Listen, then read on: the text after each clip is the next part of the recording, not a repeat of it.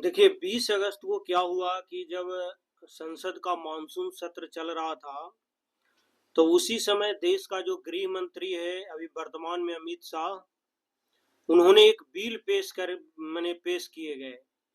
और वह जो बिल था वह संविधान का 130वां संशोधन बिल था। तो ये याद रखना है कि कितने नंबर का था, तो 130वें नंबर का संशोधन बिल था। और इतना हंगामा पूरा देश में हो रहा है, खासकर विपक्षी लोगों को, जितने भी मुख्यमंत्री हैं या विपक्षी पार्टियां हैं वह कर रही है।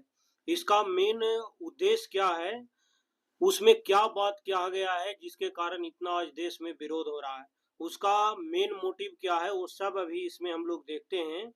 उसमें जो बिल में ये कहा गया है कि आप यदि प्रधानमंत्री हो या मुख्यमंत्री हो या कोई भी मंत्री हो, या तो सेंट्रल में कोई मिनिस्टर हो या राज्य में, यानी कि मुख्यमंत्री से लेकर प्रधानमंत्री तक या कोई भी मिनिस्टर हो, यदि वह 30 दिन जेल में रहने से, यदि वह 30 दिन तक यदि वह क्या कर रहा है, जेल में रह रहा है, तो उसको कुर्सी अब खाली करना पड़ेगा भाई। यानी कि वह मुख्यमंत्री या कोई मंत्री, प्रधानमंत्री रहने लायक नहीं है। यही जो है संसद में पेश हुआ है। इसी को लेकर अभी क्या है, हंगामा मचा हुआ है। कौन पेश किया, तो गृह मंत्री जो अमित शाह है, उन्होंने ये बिल पेश किया है। और विपक्षी सांसदों ने इसकी कॉपियां जो है संसद में फाड़ दिया और गृह मंत्री के माथा उठा मुंह पर जाकर फेंक दिया। अब इससे ये सवाल उठ रहा है कि क्या यह कानून जो भ्रष्ट नेताओं है उस पर सर्जिकल स्ट्राइक करेगी या फिर लोकतंत्र पर हमला है। इसका फायदा और नुकसान मैं सब अभी आपको बताता हूं। इसमें सबसे पहले जो ये कानून बना है, 130वां जो संशोधन बिल बना है, उसका क्या फायदा है वो जान लेते हैं। सबसे बढ़िया तो फायदा ये है कि भ्रष्टाचार पर नियंत्रण। ये तो भाई उस जमाने में चाणक्य भी कह दिया था कि भ्रष्टाचार कभी मिट नहीं सकता है, कितनों तुम कुछ कर लो कम हो सकता है भले। तो भ्रष्टाचार पर नियंत्रण कैसे करेगा, कि कोई भी बड़ा नेता हो, चाहे प्रधानमंत्री मुख्यमंत्री ही क्यों न हो, अगर वह गंभीर अपराध में गिरफ्त होकर 30 दिन से ज्यादा जेल में रहता है तो वह पद पर नहीं बना रहेगा। इससे भ्रष्टाचार कर भी सत्ता में बने रहने की जो प्रवृत्ति है, यानी जो टेंडेंसी उसका बना हुआ है कि हम कुछ भी कर देंगे, तो वह अब नहीं बन पाएगा भाई, चल नहीं पाएगा। ये बात सही है कि थोड़ा लगाम तो लगेगा, लेकिन ऐसा ना हो कि सरकार जो विपक्ष है उसी को पकड़कर, अभी भी जितना भी जेल में बंद आपको मिलेंगे उसमें 95% जो नेता हैं वह विपक्ष का ही है। तो ऐसा थोड़े है कि जो सत्ता पक्ष में रहता होगा वो भ्रष्टाचार नहीं करता है। तो ये एक खतरा हमेशा बना रहेगा कि जो रियल में जो जनता चुनकर जिसको चीफ मिनिस्टर बनाया है उसी को जेल में डाल दो भाई। प्रधानमंत्री भी जेल में कब जा सकता है, या तो आपकी गठबंधन की सरकार बहुत कमजोर लचल पचर है, तब कोई तीसरा आदमी दाव खेलकर आपको जेल भेजने की कोशिश करेगा। लेकिन जब प्रधानमंत्री स्ट्रांग है तो दूसरे विपक्षी पार्टियां को हमेशा वो कोशिश करेगा दबाने का। और ये सब जो डिसीजन लेगा वह प्रधानमंत्री के आदेश पर राष्ट्रपति ये डिसीजन देगा भाई, ये कहा गया है। तो इसका मतलब ये हुआ कि आप जब स्टेट में विपक्ष की सरकार रहेगा, यानी सेंटर के अलावा, तो उसको ढाएगा ही, यानी हटाएगा। तो अब आने वाला समय देखिएगा ये कितना कारगर होता है। दूसरा, लोकतंत्र में जवाबदेहिता बढ़ जाएगी। हाँ, ये जवाबदेहिता बढ़ सकती है भाई कि यदि हमने जो नेता चुना है वह सही रूप से काम कर रहा है कि नहीं, भ्रष्टाचार में फंसने से वो भी डरेगा कि यदि मैं फंस गया तो 30 दिन यदि जेल में रह गया तो बेफालतू में मेरी सरकार चली जाएगी। यह जनता में संदेश जाएगा इससे कि ये जो पद है महत्वपूर्ण है क्यों, लेकिन कानून सबसे ऊपर है। कानून के ऊपर आप नहीं है, कोई भी, आप प्रधानमंत्री हो या मुख्यमंत्री हो, नेता कानून से ऊपर नहीं रह सकता है। तीसरा फायदा मैं बताता हूं कि इससे शासन की निरंतरता यानी कंटिन्यूटी बनी रहेगी। अगर कोई चीफ मिनिस्टर या मंत्री लंबे समय तक जेल में रहेगा तो शासन क्या होगा, ठप हो जाएगा। इस कानून से तुरंत नया नेतृत्व आ जाएगा और जो प्रशासनिक कामकाज है वह प्रभावित क्या होगा, नहीं होगा। जनता का भरोसा बढ़ेगा। जनता को लगेगा कि अपराधी या जेल में रहने वाला नेता सत्ता पर काबिज नहीं होगा। इससे राजनीति में साफ सुथरी छवि वाले नेताओं का प्रोत्साहन मिलेगा। लेकिन ये कागजी रूप है भाई, बिना मर्डर किए हुए, बिना कोई माने कि गलत काम किए हुए कोई बढ़िया नेता हाईलाइट होता ही नहीं है हमारे देश में। आजकल राजनीति नहीं हो रहा, आजकल जनता का अपराधीकरण है। यानी जो जनता के बीच में ज्यादा मर्डर किया है, ज्यादा उसका पब्लिसिटी है, ज्यादा अपना दबंगई दिखा रहा है, वही सी जनता को माने कि हर जनता अपने कास्ट को चुनता है भाई। हर कास्ट में अपने लोगों को ये चुनता है। यदि कोई पढ़ा लिखा इंसान यदि इलेक्शन में खड़ा हो जाए तो इंडिया में हार जाएगा वो चुनाव। इसका सबसे जीता जागता उदाहरण मनमोहन सिंह थे ही, कि दिल्ली में पढ़े हुए लिखे साउथ दिल्ली से वो हार गए थे। कह रहा है दुनिया के कई लोकतांत्रिक देशों में ऐसा ही प्रावधान है कि जेल में रहने वाला व्यक्ति सार्वजनिक पद नहीं संभाल सकता। ये अन्य देशों में बना हुआ है। भारत में भी इससे रूल ऑफ लॉ यानी कानून का राज की छवि क्या होगी, मजबूत होगा। इससे नुकसान क्या होगा वो देखिए।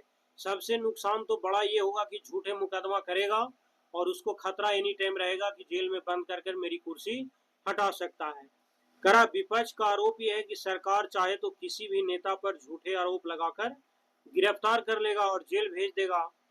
30 दिन जेल में रखते ही उसका पद भी छीन जाएगा। इससे राजनीतिक हथियार की तरह कानून का दुरुपयोग हो सकता है भाई इसका। फिर निर्दोष नेता भी नुकसान में रहेंगे, क्योंकि भारतीय न्याय व्यवस्था में मुकदमे सालों चलते रहते हैं। हो सकता है कि कोई निर्दोष नेता सिर्फ राजनीतिक बदले में गिरफ्तार हो और बाद में वह बरी हो जाए, लेकिन तब तक वह उसका राजनीतिक कैरियर ही क्या हो जाएगा, खत्म हो जाएगी। कोई इसका जीता जागता उदाहरण आपको देखे होंगे हेमंत सोरेन का, जो झारखंड के चीफ मिनिस्टर हैं, उनको जेल में डाला गया है और तब तक उनका जो मुख्यमंत्री बनाकर गए थे वो बीजेपी से जाकर मिल गए विपक्षी पार्टियों से। हालांकि आए तो फिर उनको हटाकर खुद बने, वो अलग बात है। लेकिन यदि विधायक दल का उनका सपोर्ट नहीं मिल पाता दोबारा तो बेवजह हुआ क्या होते, कुर्सी गवा दिए होते। लोकतंत्र और विपक्ष कमजोर होगा। यदि विपक्षी नेताओं को आप बार बार निशाना बनाएंगे तो लोकतंत्र एक दलीय दबदबा बढ़ जाएगा। जनता की आवाज भी दब सकती है। संवैधानिक मूल्यों पर भी असर पड़ सकता है, क्योंकि हमारे संविधान का जो आर्टिकल 21 है वह कहता है व्यक्तिगत स्वतंत्रता कहता है जो दोष सिद्धि होने तक कोई अपराधी नहीं है। लेकिन इस कानून में बिना दोष सिद्धि के ही पद से आपको हटाना तय कर सकता है या प्राकृतिक न्याय यानी नेचुरल जस्टिस के क्या है, खिलाफ है। फेडरल स्ट्रक्चर पर असर पड़ सकता है, यानी केंद्र सरकार और राज्यों के जो मुख्यमंत्री हैं वह आसानी से गिरा सकती है। यानी केंद्र सरकार जब चाहेगा जब राज्य के जो मुख्यमंत्री है उसको हटा देगा। इससे राज्य की जो स्टेट ऑटोनोमी है उसको कमजोर होगी और संघीय ढांचा पूरी तरह से प्रभावित होगी। इससे राजनीति का स्थिरता भी पैदा होगी। अगर बार बार ऐसे प्रावधान का इस्तेमाल हुआ तो सरकारें गिरती रहेगी। इससे विकास जो कार्य है उनकी नीतियां भी क्या होगी, रुक सकती है। मेन अब ये समझिए कि आखिर केंद्र सरकार को ऐसा कानून क्या मैंने उनको दिक्कत हो गया या क्या ऐसा जरूरत पड़ गई ऐसा कानून लाने का। देखिए उसका जो मेन कारण है, जो ये विधेयक है, दिल्ली के मुख्यमंत्री अरविंद जो केजरीवाल थे और तमिलनाडु डीएम के सरकार में मंत्री रहे बी सेंथिल बालाजी की गिरफ्तारी जब हुआ था तो इससे विवाद बहुत ज्यादा बढ़ गया था कि एक मुख्यमंत्री है उसको बेवजह तुम भ्रष्टाचार में बंद किए हुए है और उसको जो एक तो भ्रष्टाचार में लिप्त है ही और वह जेल जाने के बाद भी वह सरकार जेल से चला रही है। इसी को लेकर ये विवाद बहुत ज्यादा बढ़ा हुआ था। तो मेन कारण ये हो सकता है सरकार को ये लगा होगा कि ऐसा मुख्यमंत्री नहीं रहना चाहिए जो जेल में बंद है और वहीं से सरकार चला रही है। अरविंद केजरीवाल का जो गिरफ्तारी हुई थी 21 मार्च 2024 को, उस समय ईडी ने दिल्ली शराब नीति से जुड़े जो मनी लॉन्ड्रिंग थी उसके मामले में अरविंद केजरीवाल को गिरफ्तार कर लिया गया था। और मेन कारण यह था कि जेल जाने के बावजूद केजरीवाल ने सीएम पद से इस्तीफा वह दिए ही नहीं थे और जेल से ही चला रहे थे। करीब 6 महीना जेल में रहे और 13 सितंबर 2024 को सुप्रीम कोर्ट ने जमानत दे दी उनको। और जमानत मिलने के बाद 17 सितंबर को केजरीवाल ने खुद से ही उन्होंने अपने आप इस्तीफा दे दिए और फिर अतीशी को मुख्यमंत्री बनाए थे। ये उन्हीं का समय है जब उनको गिरफ्तार किया गया था, जब ये केजरीवाल जी का है 21 मार्च 2024। इसी तरह का केस एक और आया था, 20 सेंथिल बालाजी की गिरफ्तारी हुआ था। 14 जून 2024 को ईडी ने तामिल जो लाडू है उसके ट्रांसपोर्ट जो मिनिस्टर थे बालाजी को नौकरी के बदले पैसे लेने के आरोप में गिरफ्तार किया और 12 फरवरी को उनको जेल में रहते हुए इस्तीफा दे दिया। 14 महीने बाद 26 सितंबर 2024 को सुप्रीम कोर्ट से जमानत उनको मिल गया और रिहाई के 3 दिन बाद उन्हें फिर से मंत्री बना दिया गया भाई। और अप्रैल 2025 में ईडी ने सुप्रीम कोर्ट से बालाजी की जमानत रद्द करने को कहा और इस पर अप्रैल 2025 में सुप्रीम कोर्ट ने कहा बालाजी अपनी जमानत या पद में किसी एक को चुने, है ना। बालाजी ने मंत्री पद छोड़ दिया और उनकी जमानत बरकरार रखी भाई। ये इस तरह से हुआ। अमित शाह ने बिल पेश करते हुए कहा कि कोई भी व्यक्ति जेल से शासन नहीं चला सकता है। संविधान निर्माताओं ने कल्पना नहीं की थी कि गंभीर आपराधिक मामलों में गिरफ्तार होने के बावजूद नेता अपने पदों पर बने रहेंगे। खैर गृह मंत्री खुद तड़ीपार आदमी हैं, उनको खैर जमानत मिला हुआ है, तो इसी तरह भाई है सब मिली जुली हुई रहती है। क्या इस तरह के कानून बनाने के पहले भी बात हुई है कि नहीं? इस तरह का कानून क्या पहली बार आ रही है या इससे पहले भी हमारे देश में कानून बनाने की कवायद क्या है? करा है कि गंभीर आपराधिक मामलों में जो आरोपी मंत्री, विधायक और सांसद पद हटाने की डिबेट ये आज नई नहीं है, ये पुरानी है। कानून पहली बार बन रही है इस तरह का। सबसे पहली बार क्या हुआ था कि 1999 में जो भारतीय विधि आयोग है उन्होंने ये प्रस्ताव दिया था कि अगर 5 साल की सजा वाले मामले में विधायकों और मंत्रियों पर कोर्ट आरोप तय कर दे तो उन्हें सजा पूरी होने या बरी होने तक आयोग माना जाएगा, है ना। फिर 2014 में क्या हुआ कि विधि आयोग ने यह प्रस्ताव दिया। हालांकि आयोग ने कहा कि कोर्ट की सलाह के पहले ही किसी को आयोग साबित करना ठीक नहीं होगा या बिना कोर्ट की कार्यवाही शुरू किए ही उसकी सजा देने जैसा होगा। फिर समय आगे बढ़ा। 4 साल बाद सुप्रीम कोर्ट ने यानी 2018 में 5 जजों की बेंच ने विधि आयोग की सिफारिशों पर चर्चा की और लेकिन कहा कि अयोग्यता को लेकर कोई कानून बनाने का अधिकार संसद को है और कोर्ट ने खुद कोई नियम बनाने से इनकार कर दिया। 2018 में ही सुप्रीम कोर्ट ने कहा कि संसद ने अयोग्यता का जो आधार बनाया है, तय किया है, उसके अलग कोई नया कानून नहीं बना सकती और न ही अयोग्यता का कोई नया आधार तय कर सकती है। जब ये कानून बना तो बहुत बड़े बड़े नेता, खुद ये जो मायावती थी, अन्य विपक्षी दलों ने क्या क्या ट्वीट की वो मैं ट्वीट पर आपको बताता हूँ।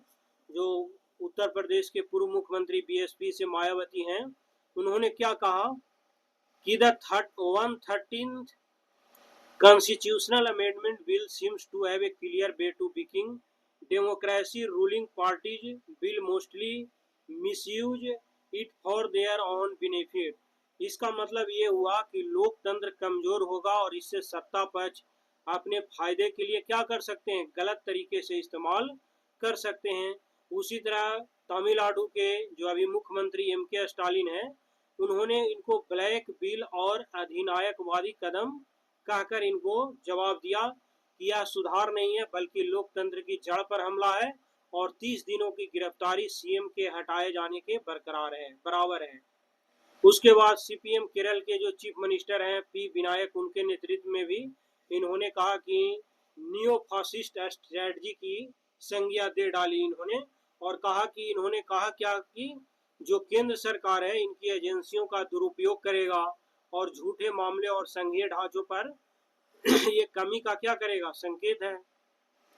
जो पश्चिम बंगाल के मुख्यमंत्री है ममता बनर्जी, उन्होंने इनको तो सुपर इमरजेंसी जैसा बता दिया भाई कि I condemn the 113 constitutional amendment will a step towards something that is more than a super emergency step to the democratic era to India for ever a draconian step ड्रेथ knell for democracy and pluralism. यह bill लोकतंत्र और संघीय का मौत का संदेश है और सुपर इमरजेंसी से भी ये खतरा। उसी तरह ये झारखंड के मुक्ति मोर्चा के भी इन्होंने ट्विटर, अमित शाह तो इसके बयान में ही कहे कि यह कानूनी जवाबदेही सुनिश्चित करता है कि जनता की राज इस कानून का भविष्य है। पीएम मोदी ने भी कहा कि इस बिल का मसौदा खुद इस तरह तैयार करवाया गया है कि वह स्वयं इसके दायरे में आए, जो पारदर्शिता और जवाबदेही सुनिश्चित करता है। बस प्रधानमंत्री ये कहना भूल गए कि 30 दिन तुमको फंसाएंगे हम, तो ये नहीं कहेंगे कि हम तुमको जेल में भेजेंगे। इन्होंने कहा कि प्रधानमंत्री के आदेश पर राष्ट्रपति इस पर डिसीजन लेगा। जब जो राष्ट्रपति वही काम करेगा ना भाई, जो प्रधानमंत्री आदेश देगा। तो ये इस तरह का अपना कहकर जनता में ये सोच रहे हैं कि मैं हीरो बन जाऊंगा। एक चीज थोड़ा ये पढ़िएगा कि 2024 के एडी और न्यू की रिपोर्ट के मुताबिक 2024 में सांसद बने 543 नेताओं में से 251 लगभग 46% ने चुनावी हलफनामों में अपने खिलाफ आपराधिक मामले घोषित किए थे। इनमें से 170 यानी 31% हत्या के प्रयास, अपहरण और महिलाओं के खिलाफ गंभीर अपराध के हैं। सोचिए, हमारे देश का दुर्भाग्य ये है कि अपराधी लोग ही देश चला रहे हैं, जो पढ़े लिखे लोग हैं वह चुप रहता है। ऐसे भी देखिएगा कि पढ़ा लिखा लोग और ज़्यादा, हमको लगता है कि ये सब में ज़्यादा ट्रस्ट नहीं करेगा। वो सोचता है कौन जाएगा झमेला लेने, और नहीं झमेला ले भाई तो तुमको दिक्कत भी ना होना चाहिए, कल हो के किसी को मारता पीटता है। तो खुद चुनावी हलफनामा में वो कह रहा है 46% हम हत्या के आरोपित हैं, तो उससे क्या उम्मीद कर सकता है। अभी मैं बताता हूं कि बीजेपी के 39% और कांग्रेस के 49% सांसदों पर क्रिमिनल केस हैं भाई। बीजेपी के टोटल 240 सांसद हैं, इनमें से 39% यानी 94 सांसदों पर आपराधिक मामले ऑलरेडी अभी हैं, जिसमें से 63 सांसदों पर तो गंभीर अपराधी दर्ज है भाई। और 99 जो सांसद उनमें 49% यानी 49 सांसदों पर आपराधिक मामले हैं और 32 मामलों पर गंभीर मामले दर्ज किए गए हैं। समाजवादी पार्टी 37 है, उसमें से 45% ऐसे हैं जिन पर 45% यानी 21 सांसदों पर आपराधिक मामले हैं, 17 सांसदों पर गंभीर मामला है। द्रविड़ मुद्दे जो डीएमके के हैं उसमें 22 सांसद हैं और 59% यानी 13 सांसदों पर आपराधिक मामले हैं, 6 सांसदों पर गंभीर आपराधिक मामले हैं। तेलुगु देशम पर 16 है, शिवसेना पर 7 है। क्या मोदी सरकार का यह बिल पारित होना कानून बन जाएगा? देखिए, अभी क्या है सिचुएशन कि हमारा संविधान संशोधन विधेयक को फिलहाल संसद की 31 सदस्यों वाली जो जेपीसी है यानी संयुक्त समिति, उसके पास भेज दिया गया है, जो इस पर चर्चा करेगी और वह अपना डिसीजन देगा। और जेपीसी में 21 लोकसभा सांसद और 10 राज्यसभा सांसद हैं, जिनमें से सरकार के 19 सांसद हैं और विपक्ष के 12 सांसद हैं। जेपीसी की रिपोर्ट के आने के बाद संशोधित बिलों को क्या करेगा, दोबारा लोकसभा में पेश किया जाएगा और लोकसभा से पारित होने के बाद यह बिल राज्यसभा में जाएगा। एक वकील हैं और ये जो सांसद भी हैं कपिल सिब्बल, इनके मुताबिक क्या है कि बिल कभी ये पारित होगा ही नहीं। क्यों नहीं होगा पारित? क्योंकि संविधान संशोधन के लिए आपको 2/3 सांसदों की समर्थन चाहिए और एनडीए के पास अभी फिलहाल में 293 सांसद वोट हैं, जबकि लोकसभा में बिल पारित करने के लिए इनको 336 सांसद चाहिए, है ना। कपिल सिब्बल ने ये बिल कभी बोले कि पारित होगा ही नहीं। अब देखिए क्या होता है। एक चीज जानिए कि राज्यसभा में संकट है इनको पास कराने के लिए, क्योंकि संविधान के आर्टिकल 368 के मुताबिक राज्यसभा में 2/3 बहुमत चाहिए और राज्यसभा में कुल 245 सीटें हैं। इनमें से 2/3 माने बहुमत के लिए लगभग 164 सांसदों की जरूरत होगी और भाजपा और सहयोगी दलों के पास 120 से 130 सीटें हैं, जो इस आंकड़े से क्या है, कम है। तो जब आंकड़े के कम है तो देखिए क्या पास करवाती है एनडीए सरकार की नहीं। यदि पास करवा लेगी तो अपनी वह इस बिल को पास करवाने में कामयाब हो जाएगी, और नहीं करवाएगी तो वह बिल नहीं पास होगा। सोचिए, हमारे देश में इतने इतने सांसद देश को चला रहे हैं जिन पर मर्डर का केस है, हत्या आरोपित है, क्रिमिनल है, तो भी ये देश का दुर्भाग्य है कि पढ़े लिखे लोग अपना मुंह ताकते रहता है। उसको भी खैर जाति से मतलब है, यादव होगा तो यादव को ही वोट डालेगा, कुर्मी होगा तो कुर्मी को वोट डालेगा। ये चलते रहता भाई। आज क्रिमिनल नहीं है, जनता का क्रिमिनलाइजेशन हो गया है यानी जिस कास्ट में जो जितना बड़ा गुंडा क्रिमिनल होगा वही वोट जीतकर पार्लियामेंट, मंत्री, सांसद, विधायक बनेगा। ये हमारे देश का दुर्भाग्य है भाई। चलो जो हो देखते हैं, भविष्य में हम भी हो सकता पहुंचे संसद भवन में।